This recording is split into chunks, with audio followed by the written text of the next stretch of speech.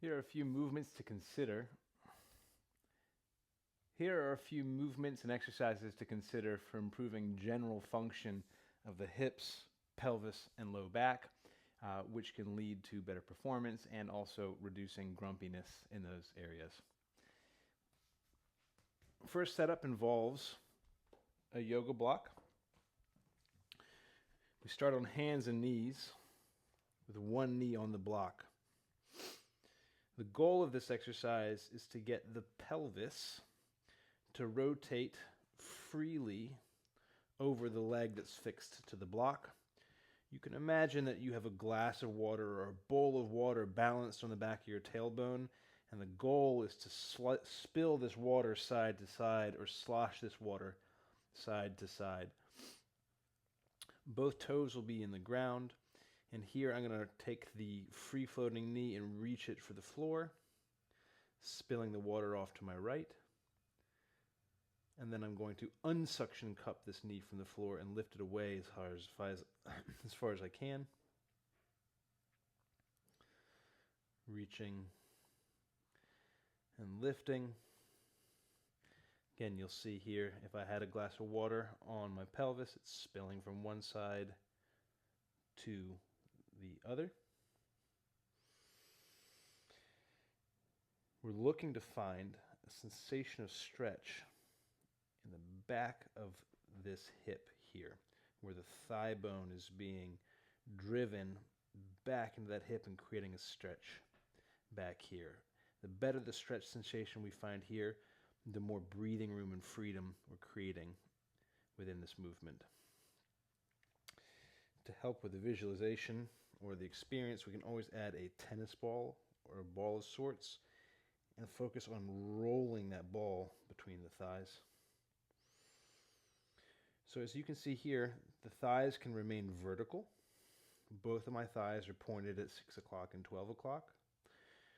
Or to help find this sensation, we can let the whole torso sink into the hip that's receiving the stretch, the hip that's on the block,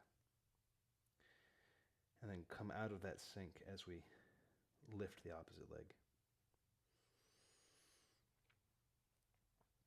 Another way to think about this movement here is as this floating leg reaches for the floor, my zipper, my belt buckle turn towards the leg that's on the block. As I pull this leg away, my zipper and belt buckle turn towards my right leg here, the leg that's not on the block. As I sink into this left hip, again, I'm seeking out a sensation of stretch. As I lift away, what was being stretched is going to start to squeeze and contract to help lift the opposite leg. From the side, I'll leave that out of the mix.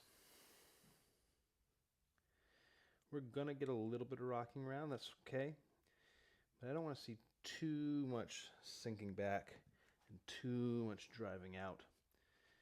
I'd love to stay relatively the same position, front to back, as we sink into that hip. And we can play around with different positions there. But let's try to leave the movement to the tilting.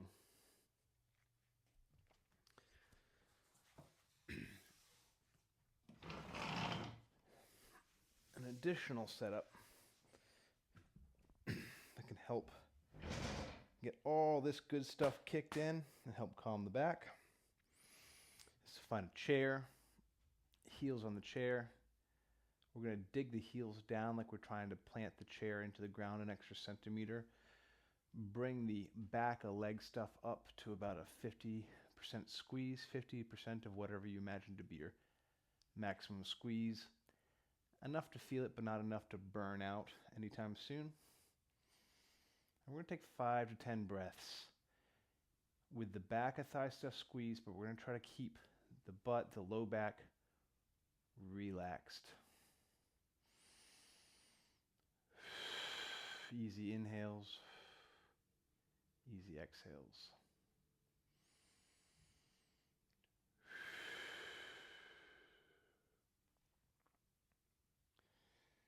Thirdly, we're going to connect to the low back directly.